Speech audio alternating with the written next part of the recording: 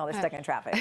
You're going to need it. Well, Apple's big fall event showed off a satellite-connected iPhone 14, rugged Apple Watch, and a new Airpods, among other things, in Cupertino. Tech Life columnist Jennifer Jolly was there, and she joins us live. Good morning, Jen. Good morning. That's right. Apple showed off 4 new phones. We have the standard iPhone 14, the iPhone 14 Plus, and then we bump up to the higher end Pro models, the 14 Pro and the 14 Pro Max. So if we can take a look at those, the iPhone 14, the least expensive of the new lineup, comes in at that $800 price range. It's the update to the standard iPhone of the last few years with a 6.1-inch screen, 2 cameras on the back. Then we go to the iPhone 14 Plus for $100 more. You get more screen real estate too. It's a 6.7-inch version, which offers you the chance to get that larger screen and better battery life without splurging on the Pro models. But the Pro models are, of course, where we saw the bigger upgrades. So there's a new camera package. The iPhone 14 Pro has a dynamic island where the top notch used to be, beefed up camera capabilities. The iPhone 14 Pro Max, which starts at about $1,200, is the same thing, but bigger. And a lot going on with those. I'm looking forward to seeing that new iPhone 14. I think it's time for an upgrade. Tell us about the new Apple Watch, because you really got to test it out yourself.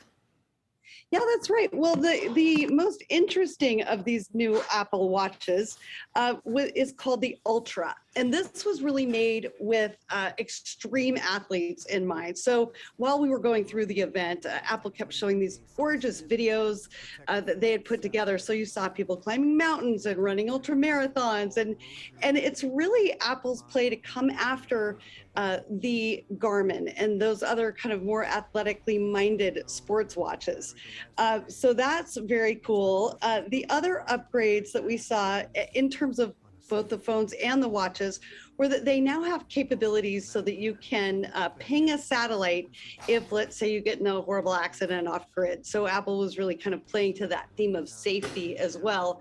On the new Watch Series 8, they look an awful lot like the same watch that we have now, but with a little bit of kind of cosmetic upgrades here and there. And then also Apple said much longer battery life. Of course, we did not get a chance to test that. So we'll see what we think there. I would love to not have to charge it every single night, but a lot of neat upgrades with that, especially for athletes. All right, so these AirPods, everyone's talking about them, something new unveiled with them. What's going on with AirPods? Yeah, you know, and I just forgot to mention about the Apple Watch also. One of the things we were all talking about yesterday was there are new temperature sensors. And there was a lot of talk about how this could potentially help ovulation, tracking ovulation. That kind of got a lot of buzz at the event yesterday because, for one, we're seeing more women presenting at these Apple events now, but they seem to be sort of upping the ante on health. And it was kind of an under the radar call out to the whole Roe versus Wade issue. And they also really played up privacy and double encryption and how they can't even get into that data, let alone give that data to anybody else who might come looking for it. So that was something I forgot to mention when we were talking about watches. For the AirPods, I did go ears on with those. They look exactly the same as these other little AirPods Pro that we have here. But here, I'm trying to reach up the one that I have. So this is the version that we've had out basically since 2019. We haven't seen any new upgrades. The new ones may appear a little sleeker, but other than that, look exactly the same, but they have better noise canceling, better audio.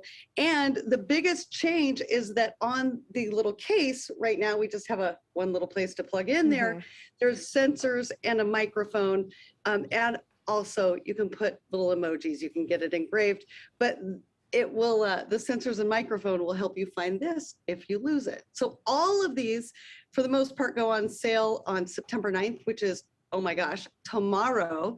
And then most of them hit store shelves 1 week later on September 16th, with the exception of one of the phones, which comes out a little later in October. But interesting new Apple gadgets, interesting time for Apple as, we're kind of limiting out on people rushing out to buy these new phones. Yeah, a lot So of really they great had to really stuff. play up safety and some other features like that. Yeah, no, a lot of stuff that will be going on the Christmas wish list. Jennifer Jolly, thank you so much. And you can read Jen's weekly column in USA Today or